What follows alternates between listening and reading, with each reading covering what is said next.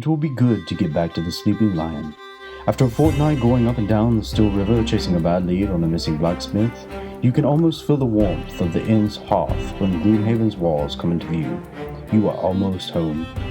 To be fair, it's not just the blacksmith. An alarming number of people within the poor districts of the city have gone missing. Usually nothing comes of it though. Just another poor soul forgotten out here in the edge of civilization. The blacksmith's wife, Sandy, however, managed to somehow scrape together enough money to hire you to find her husband. You're not sure where the money came from, but no matter the source, it couldn't have come easy, which makes it doubly painful to return to the city empty-handed. True, Sandy was a little light on the payment, but you are, after all, the Jaws of the Lion, one of the most well-known mercenary groups in this backwater dump of a town. Surely it can't hurt you to take a charity case every once in a while. Getting good jobs is about maintaining a reputation after all, which is why you really need to get to the bottom of this, and not return to the widow with nothing but the calluses on your feet. Also, you probably shouldn't call her a widow to her face, at least not until the fate of the blacksmith has been confirmed, given however that none of those who disappeared have returned. The outlook is grim. As these cheery thoughts pass through your mind, you notice movement up ahead, and immediately draw your weapon. The sun has dipped low in the sky, reducing visibility, but you can clearly see some ramshackle wooden barricades blocking the road in front of you. As you cautiously approach the scene, vermins jump out from behind the obstructions, flashing crude swords and chopsticks. You have to admit you are quite tired from the day's journey, but still, these oversized rats certainly picked the wrong group of travelers to ambush today. You are the Jaws of the Lion after all, and are always ready to show there is only one outcome for anyone who dares threaten you.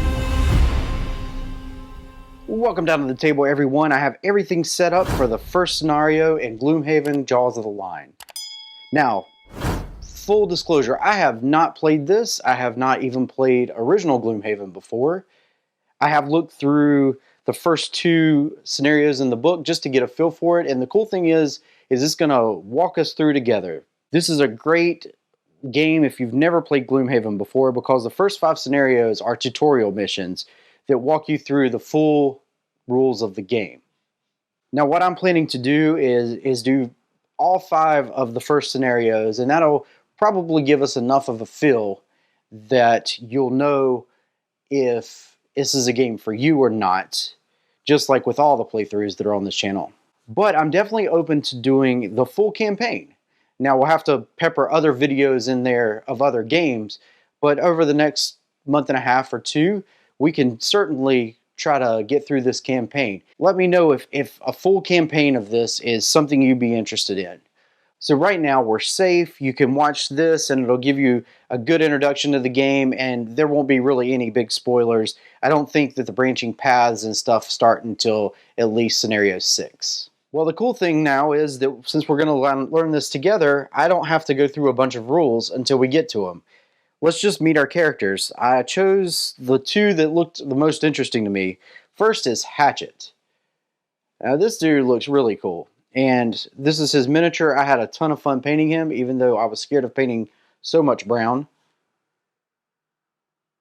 Awesome dude. And then I didn't know who to pick for the second one, so I picked the Void Warden because that's more of a support healing character. And we'll have more on their background later. So I set these up, and then I set up our scenarios. So we just got ambushed by a bunch of vermling. These little guys right here. Now what you do is all of these have numbers on them.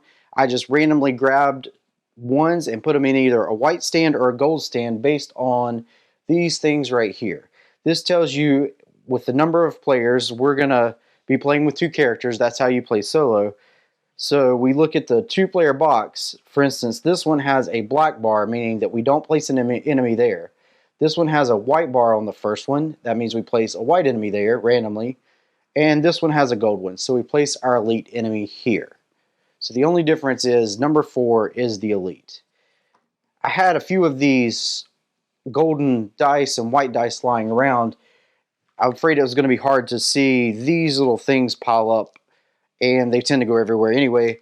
So we'll try using these to count their health. So right now they're not on the board, but what we have is the Vermiling Raiders. And what's cool about this is we're on level 1 of the Vermiling Raiders.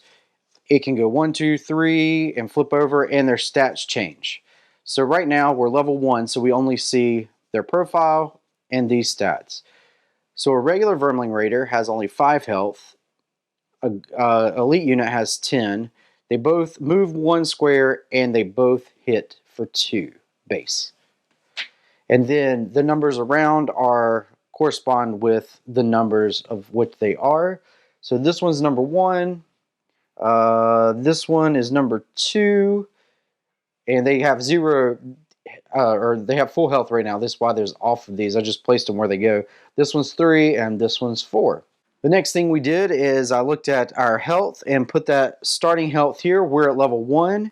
So Hatchet has 8 health and the Void Warden has 6. So we're going to have to figure out a name for these people. We've got some little tokens here. I'm not sure exactly what we're using them for, but they're here when we need them. We also have our token tray over here. Cool thing about this, one thing that kept me from buying Gloomhaven is how big the box is, and how much stuff is in it means you have to get some sort of organizational components. But this is smaller, a little more compact, and it has a nice organizational tray to grab everything out of. This is our map of Gloomhaven. This is where we're heading, and we will do stuff to this map as we go along. So just set that out of frame for right now. These are our deck modifiers, damage modifiers. We'll look at those when we get them. But the main gist of this game is going to be our hand of cards. This is our character. This is Hatchet. This is his abilities, and we will gain and lose abilities as we go along. So let's look at some of his abilities. Now, every card has a top and a bottom. And when you pick a card, you actually pick 2 cards out of your hand each turn, and they have these initiative numbers on it. The initiative number determines what order you go in, and you always play a top of one and a bottom of the other. So in the first mission, the Vermiling go at initiative 50. So if I play 18 as one of mine, then I'm definitely going to go before them. But if I play the 51 and 64, then I am definitely going after them. So there's that component. And then you have, this is how you move, this is how you attack, this is how you have special abilities. We're going to ignore this for this part of the mission. Doesn't come into play in the first scenario. And then there's little helpful reminder boxes on here of what these do. So let's look at these cards. Double Throw. Now Hatchet is mostly a ranged character. He has an attack of 2 at a range of 3. He can target up to 2 enemies within that range 3, and up to 2 enemies within 3 hexes suffer 2 damage, plus a separate modifier for each, disadvantage if adjacent. So advantage and disadvantage. If you have advantage, you pick 2 cards and you take the best one. If you have disadvantage, you pick 2 cards and take the worst one. Pretty simple. If we play it for the bottom part, the Double Throw gives us a +1 attack to all of your attacks this turn, and that's pretty cool. We have a way to heal on this one and a movement of 5. That one was Second Wind. Close Cuts is a straight up attack of 3, but it is adjacent, not ranged. Now, if you try to do a ranged attack against an adjacent enemy, you have a disadvantage. So attack 3 and then move 4. A ranged attack 3 and then immobilize. Target 1 adjacent enemy and you can immobilize him and then move 3. This one is attack 3 at a range 2 and a move 3. And this one is attack 1 at a range 3. You get to target up to 3 enemies and you get to muddle them. And that means the enemy suffers disadvantage. And we'll see all of this. And we have at the bottom, move 2, and all adjacent enemies suffer 1 damage. That's Disorienting Barrage. Let's look at the Void Warden. She has Lure of the Void. Stun. You can stun an enemy at a range of 3. And this says what stun is. 1 enemy within 3 hexes cannot perform an attack until the end of the next turn. 1 ally within range 3 may perform an attack. If they do, this ally will suffer 1 damage. So she has ways where she can give extra actions to Hatchet. Suggestion: force 1 enemy within range 3 to perform an attack of 3, targeting an enemy of your choice adjacent to them. So this way she can trick an enemy into attacking one of its friends. Move 3 and muddle an enemy at a range 3. 1 ally within range 3 may perform an attack 2 at a range of 3. Or heal 2 at a range of 3, meaning she can heal herself or Hatchet. Attack 3 at a range of 3, or force 1 enemy who has within range 3 to perform an attack 2 of a target enemy adjacent to them. Wicked Scratch. 1 ally within range 2 may perform an attack 4, which is really strong, and then move 2 and strengthen. So this is her really strong card right now. And then we have heal 3 at a range 2 and move 4. And the first thing we want to do is we want to think, now that we've seen what we can do, we need to place our heroes. She is going probably here. We can place them any of these 4 squares here. And I think we'll place him here. He has a little more health, so maybe we can get him into an advantageous position. So let's look at his cards. So I definitely want to move. So out of his 6 cards, all of his move is on the bottom. This one we might want to save because all adjacent enemies suffer 1 damage.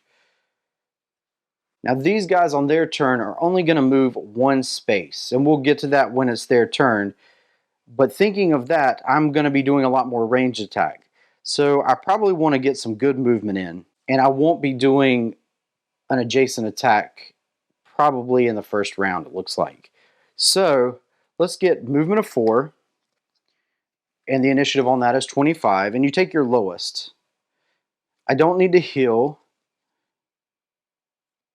And it looks like I probably only want to target 1 enemy because everybody's a little bit further away, and all of my range is within range 3.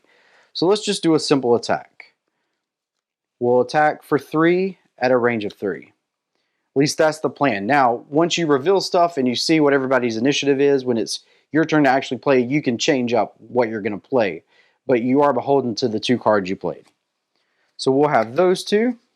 Let's have a look at our Void Warden. I think she wants to move, and I think she wants to move fast. She doesn't want to get too close to this guy right here. Now she can stun him so he doesn't come after her and move 4. That may not be a bad idea. He's going to move 4 as well. That may not be too bad of an idea. I think that's her longest move. Yeah. Okay, so let's have her move 4. And then that's 43. Still goes before the Vermiling Raiders. And let's have her get him to attack. Get Hatchet to attack for 2, just in case he doesn't take this out. So we look at the order of the cards, and you take the lowest one for each one. So 25 is the lowest out of these 2, and they have an initiative of 50. So Hatchet's going to go first. She has a 43, which is below 50. So it's Hatchet, Void Warden, and Vermiling Raider. So we have these nice little placards to help us out. Remember who's gone. And we'll start with Hatchet, and he's going to move 4. So I think 1, 2, 3, 4 would not be a terrible idea. So that's discarded right there.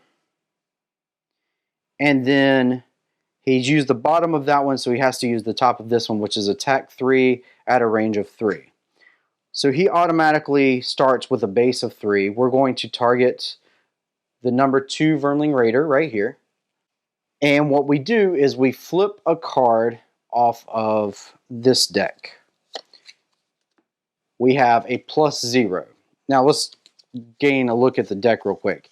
You have +1s, ×2, -1, +0, and then a full-on miss. And the ×2 and the full-on miss, I believe, are the only ones that have this. When they come out at the end of the round, you actually reshuffle your deck. So let's do that right now because we looked at it.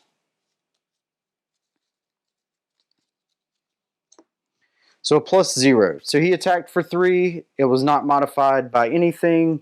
So he does 3 damage to number 2. So we'll bump this up to 3, put that right there. If you've watched my Marvel Champion videos, you know I like using dice to count down some stuff.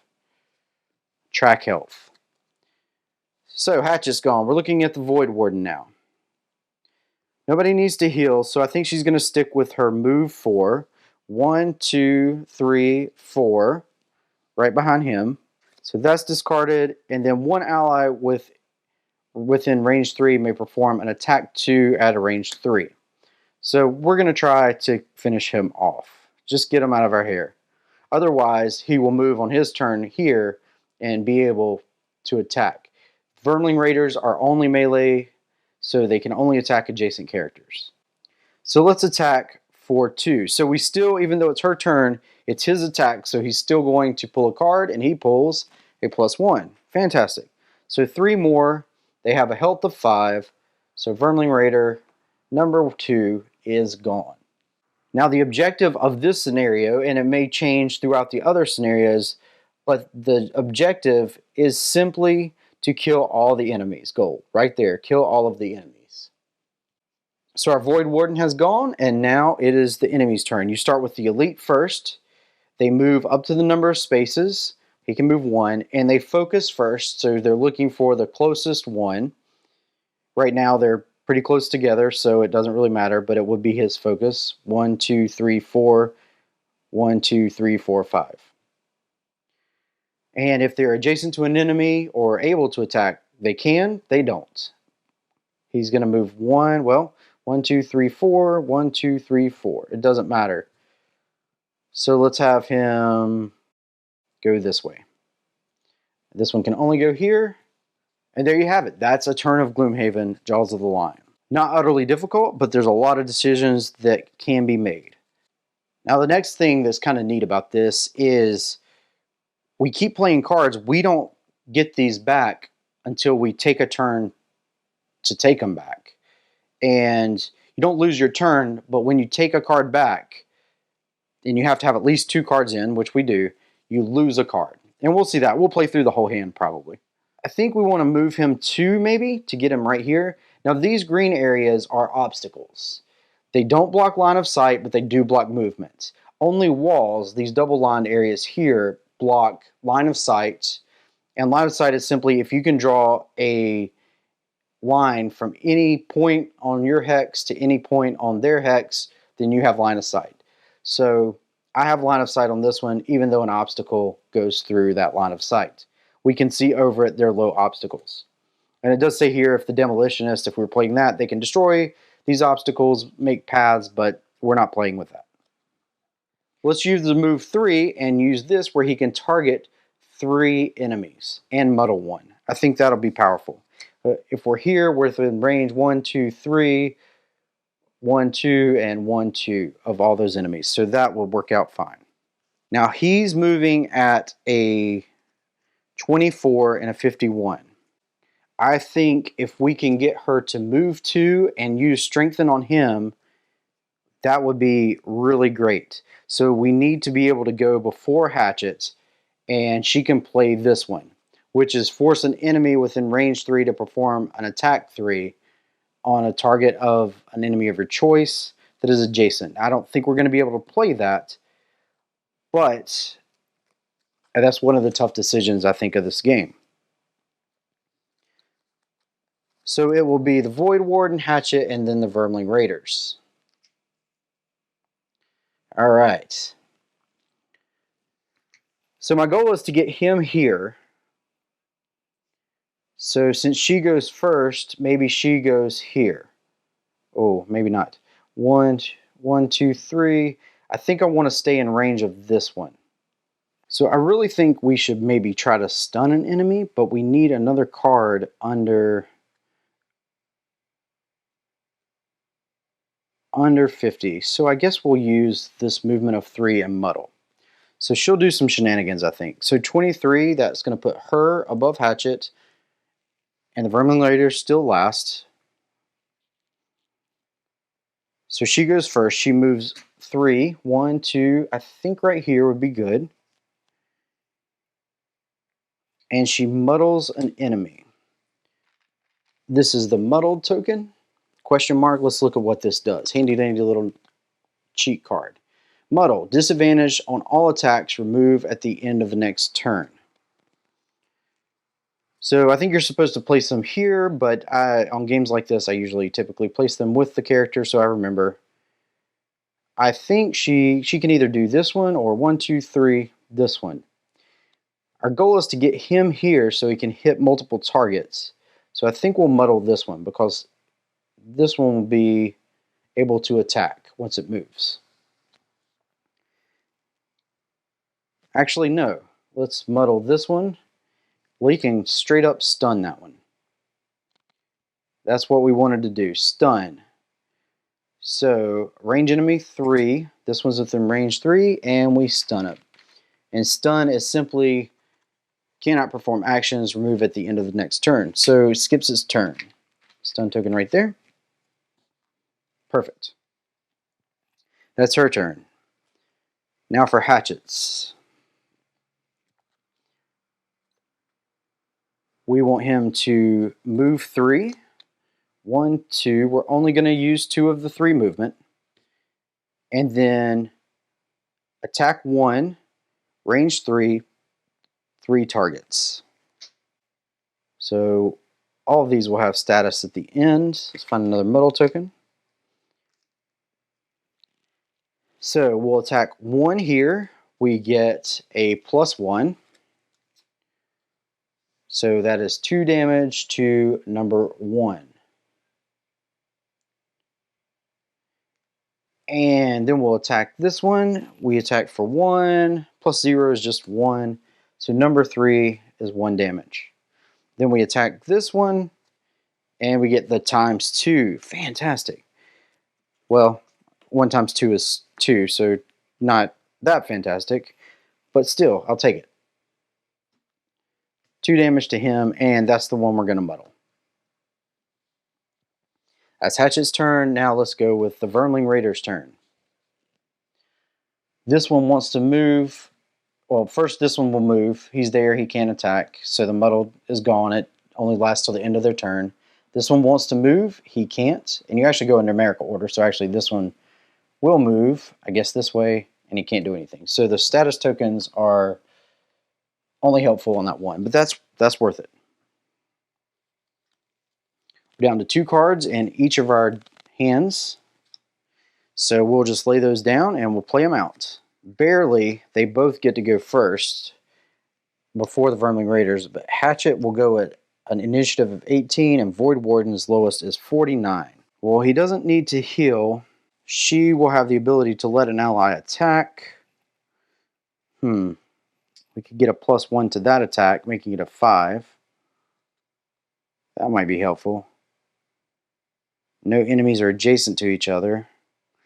So sounds like either one of these would be really good. Wicked Scratch. She could move and strengthen him. She doesn't have to move, but she could strengthen. And that would give him an advantage. But then he would have to use the attack 2 for target 2. That's not bad though. Okay, let's do that. We'll waste the move 5. I like where he is. He's blocking them from getting to her. He's maintaining the tank status. And then we'll attack 2 for 2 targets. So let's start with the elite. This should have been shuffled. Let's shuffle this up real quick because I drew that ×2.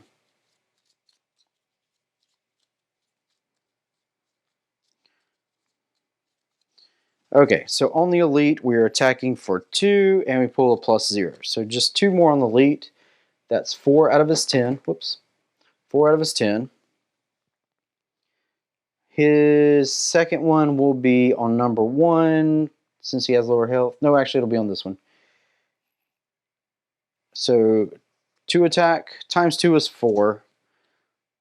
That's 5 altogether. He has a status of 5, or a health of 5. He's gone. Fantastic. Love it.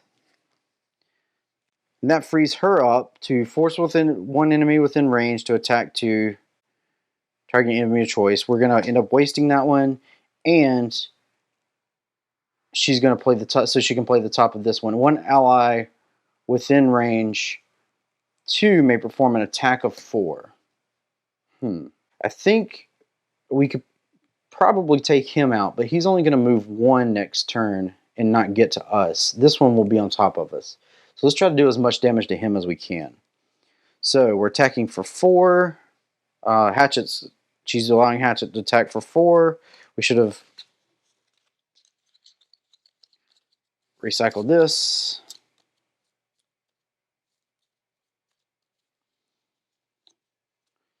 And gets a +1. So 5 to this one is 9 out of the 10. 6. Let's pull another one.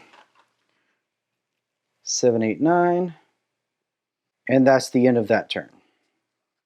So now we have to take all of our cards, but this is also our health. If we ever cannot play 2 cards, we are exhausted. Whoops. So you shuffle up your deck, and this is discard side, this is the lost side. So we lost our close cuts, which is the attack 3 and the move 4. So now we only have 5 cards to play. Same with Void Warden. And as you add really cool, good cards in your deck, you may only have it for the first cycle through your hand, because there's a good chance you'll lose it. Gift of the Wind, one ally within range 3 may perform an attack 2 or heal 2. I don't fancy seeing heals go away, but I think we'll be okay.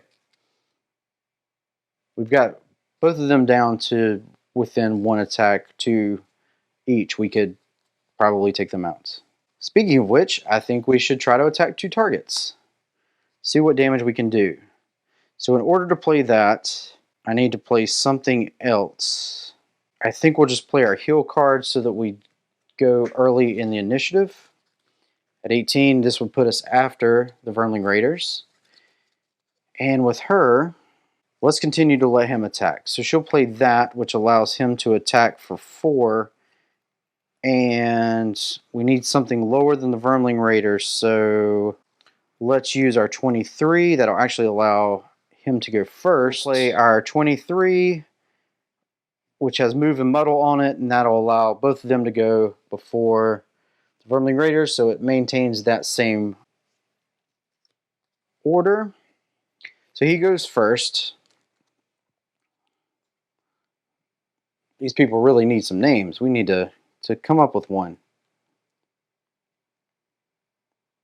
We don't need to move or heal. We'll just discard that one. And then we'll attack 2, range 3, 2 targets. So we're attacking him for 2, +0. That's still enough to kill him. He's gone. And we're attacking for 2 here, +0, not enough to kill him. But he's close. That's Hatchet's turn. And then we have her 2 cards. Will not move, but will muddle an enemy just in case. I mean, it's possible he could miss. And then one ally within range 2 may perform an attack of 4. Oh, it's an adjacent attack. Crud. I missed that. So we actually could have played these in the opposite order and moved 5.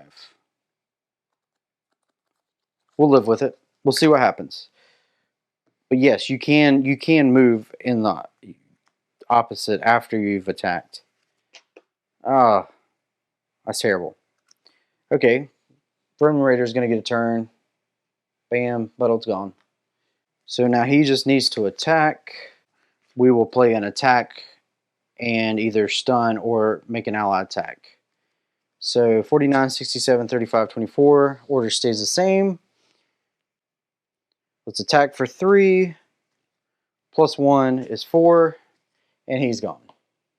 Again, we could have done that last round, but mistakes were made. And we have completed the first scenario of Gloomhaven Jaws of the Lion.